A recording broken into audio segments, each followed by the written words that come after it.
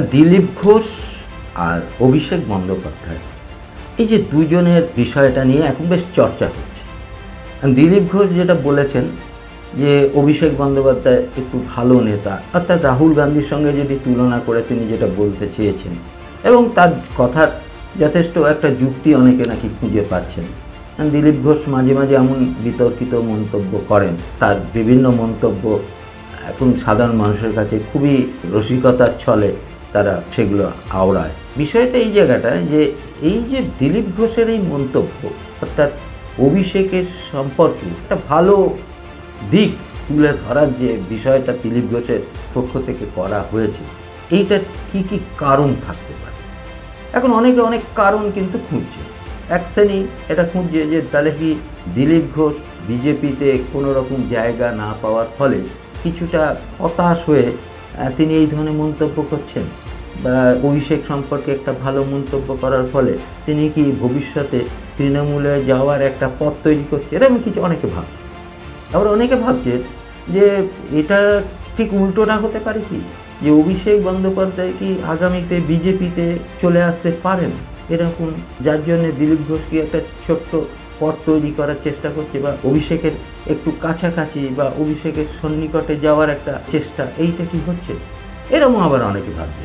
কোনটা সত্যি সেটা তো বোঝা যাচ্ছে না, তবে একটা তো সত্যি হবে, সেটা হচ্ছে যে দেখুন অভিষেক বন্দ্যোপাধ্যায় তার সম্পর্কে যে অভিযোগ ইত্যাদিগুলো ছিল বলে শোনা যাচ্ছে, সেই অভিযোগের সত্যতা যদি প্রমাণ না হলেও সেই ব্যাপারে সিবিআইয়ের যে মন্থর গতি সেই তদন্তে, তার ফলে যে একটা সাধারণ মানুষের মধ্যে এবং রাজনৈতিক বিশেষজ্ঞদের মধ্যে যে বিষয়টা একটা আলোচনা উঠে আসে, সেটা হচ্ছে তাহলে কি অভিষেক বন্দ্যোপাধ্যায়ের সঙ্গে বিজেপির একটা তলায় তলায় একটা দারুণ সম্পর্ক তৈরি হয়ে আছে, বা অভিষেক বন্দ্যোপাধ্যায় কি এরকম কিছু তাদের আশ্বাস দিয়েছে যে আগামীতে তিনি বিজেপিতে চলে আসতে পারেন।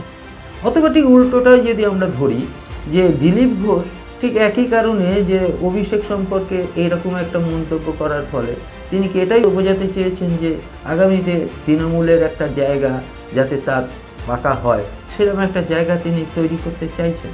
কয়েকটা কথা খুব উনি সত্যি বলেছেন। তার মধ্যে একটা বলেছেন যে সাধারণ দলের প্রতি, দলের নেতাদের আস্থা, নেতার প্রতি আস্থা, অর্থাৎ দলের আস্থা বা দলের সমর্থকদের আস্থা একরকম, আর সাধারণ মানুষের আস্থা একরকম। অর্থাৎ দলের যে নেতা কর্মী এদের অভিষেক বন্দ্যোপাধ্যায়ের ওপরে যে আস্থাটা আছে, সেই আস্থাটা কি সাধারণ মানুষের আছে?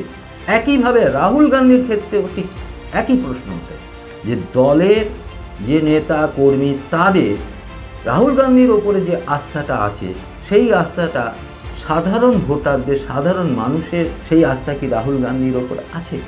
প্রশ্নটা এখানে। অর্থাৎ তিনি জননেতা হন যখন দেখা যায় সাধারণ মানুষের আস্থা ওই নেতার উপরে যথেষ্ট পরিমাণ আছে, তিনি হন জননেতা। দলীয় নেতা কর্মীদের আস্থার উপর ভিত্তি করে কিন্তু জননেতা হওয়া যায় না। অতএব এইরকম একটা জায়গা থেকে আমরা যদি দেখি, এখানে রাহুল গান্ধী এবং অভিষেক বন্দ্যোপাধ্যায় তাদের কারুরই সেই জনসমর্থন কতটা আছে সেটা নিয়ে প্রশ্ন আছে। অর্থাৎ রাহুল গান্ধীকে যদি জননেতা বলা হয়, কতটা সত্যি হবে সেটা নিয়ে যেমন প্রশ্ন থাকছে, পাশাপাশি অভিষেক বন্দ্যোপাধ্যায় জননেতা হিসাবে কতটা তিনি সাকসেস, সেটা নিয়েও কিন্তু যথেষ্ট প্রশ্ন থাকছে। দলীয় সমর্থন আর সাধারণ মানুষের সমর্থন কিন্তু এক নয়। এখন এরকম একটা জায়গা থেকে যে এই যে দিলীপ ঘোষ যে মন্তব্যটা করলেন এবং তার ফলে যে একটা আলোচনা উঠে এলো, সেখান থেকে কিন্তু একটা পরিষ্কার ছবি যেটা পাওয়া যাচ্ছে যে তৃণমূল কংগ্রেসের সঙ্গে বিজেপির একটা ঘনিষ্ঠতা কিন্তু আছে, এটা অস্বীকার করা যাচ্ছে না। কারণ হচ্ছে এখানে প্রসঙ্গক্রমে হোক বা যে কোনো কারণে হোক, অভিষেক বন্দ্যোপাধ্যায়কে যে আগামী দিনে তিনি যে পশ্চিমবঙ্গকে নেতৃত্ব দেবেন, এই ব্যাপারে বিজেপি নেতারাও অনেকেই কিন্তু জেনে গেছে। কারণ অভিষেক বন্দ্যোপাধ্যায় বিজেপিতে আসবেন কিনা বা দিলীপ ঘোষ তৃণমূলে যাবেন কিনা, এটা যেমন বিষয়টা এই প্রসঙ্গে যে আলোচনা হচ্ছে এটা সত্য মিথ্যা কতটা আছে সেটা ভবিষ্যৎ বলবে। কিন্তু যে বিষয়টা কিন্তু পরিষ্কার সেটা হচ্ছে যে এই অভিষেক বন্দ্যোপাধ্যায়কে তুলে ধরার ক্ষেত্রে বা এই অভিষেক বন্দ্যোপাধ্যায়কে নিয়ে যত বেশি আলোচনা হবে, নেগেটিভ পজিটিভ যত বেশি আলোচনা হবে, ততই তার ভাবমূর্তি সে নেগেটিভ দিক থেকেও পজিটিভ দিক থেকেও সেটা কিন্তু উজ্জ্বল হবে। এবং এই আলোচনাটা যত বেশি চলতে থাকবে তিনি একজন পরবর্তীকালে নেতা হিসাবে এবং বড় নেতা হিসাবে কিন্তু প্রতিষ্ঠা পাওয়ার দিকে এগোবেন। এই বিষয়টা তো শুভেন্দু অধিকারী সম্পর্কে হচ্ছে না। এবং তথাগত রায় কয়েকদিন আগে কিন্তু শুভেন্দু অধিকারী সম্পর্কে এরকম একটা মন্তব্য করেছিলেন যে শুভেন্দু অধিকারী একজন যোগ্য নেতা, এবং তার পরিপ্রেক্ষিতে দিলীপ ঘোষ এই কথাটা বললেন অভিষেক বন্দ্যোপাধ্যায় প্রসঙ্গটা টেনে এনে শুভেন্দুকে চেপে দেওয়ার জন্য।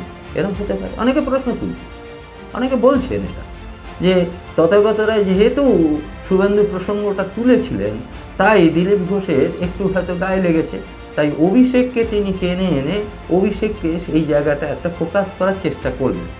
এরকম হতে পারে। আবার এটাও তো হতে পারে যে দিলীপ ঘোষ যখন সভাপতি ছিলেন তখন তিনি যেভাবে সংগঠন করে তার একটা সাকসেস ছিল, তার সভাপতিত্বকালে 18টা এমপি এখান থেকে বেরিয়েছিল এবং তার একটা সাকসেস ছিল। তার এই সাকসেস স্টোরিটা কিন্তু পরবর্তীকালে যারা নেতৃত্ব নিয়েছে তারা কিন্তু সেটা সেইভাবে করছেন না। এখানে একটা দিলীপ ঘোষের ভিতরে একটা রাগ তৈরি হতে পারে, তিনি এইটার উপরে একটা অভিমান করে এরম মন্তব্য করতে হতেও পারে। কিন্তু তিনি দেখছেন যে আমি যে পথে দলকে এগিয়ে নেওয়ার চেষ্টা করেছিলাম বঙ্গ বিজেপিকে, সেই পথে কিন্তু পরবর্তী যারা সভাপতি হয়েছে সুকান্ত মজুমদার এবার এরা যারা এখন দায়িত্বে রয়েছে তারা ঠিক সেই পথে কিন্তু যেতে চাইছে। ফলে এখান থেকে তার একটা অভিমানের বহিঃপ্রকাশ এখান থেকে ঘটতে পারে। অর্থাৎ প্রসঙ্গ যেটাই হোক না কেন অভিষেককে কিন্তু হাইলাইট করার একটা বিরাট একটা চেষ্টা এখানে হয়েছে।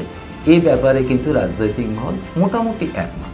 অর্থাৎ এইখানে দেখুন প্রসঙ্গটা কীরকম আসছে, মমতা বন্দ্যোপাধ্যায় এবং অভিষেক বন্দ্যোপাধ্যায় এই দুজনকে নিয়ে যত বেশি আলোচনা হবে তত বেশি এই দুজনের মধ্যে কে পরবর্তীকালে দায়িত্ব নেবেন না নেবেন ইত্যাদি। অর্থাৎ এটা একটা ভাসিয়ে দেওয়া ব্যাপার যে কে দায়িত্ব নেবেন। মমতা বন্দ্যোপাধ্যায় যতদিন আছে তিনি কিন্তু ক্ষমতায় থাকবেন, তিনি কিন্তু মুখ্যমন্ত্রী হিসাবে থাকবেন, এটা যেমন সত্যি, কিন্তু তার মধ্যে একটা ভাসিয়ে দেওয়া অভিষেককে তুলে আনার বা পরবর্তীকালে অভিষেকের পথটাকে প্রশস্ত করার জন্য তাকে এই যে বিরোধী দলের পক্ষ থেকে যদি তার সম্পর্কে একটা ভালো কিছু মন্তব্য করে দেওয়া যায় তাহলে অভিষেক সেখানে কিন্তু বেশ প্লাস পয়েন্টে তিনি থাকে, তার একটা পজিটিভ মুভমেন্ট তার থাকে।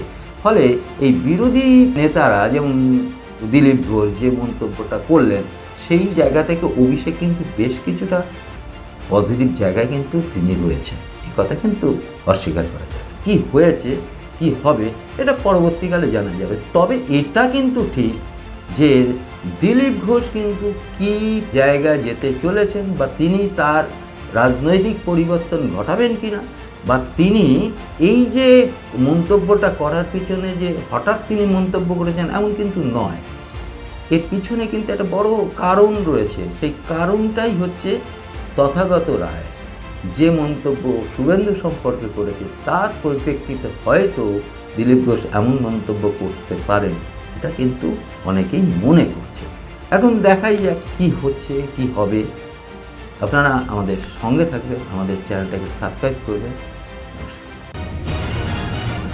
নিউজ এশিয়া, গণতন্ত্রের কণ্ঠস্বর।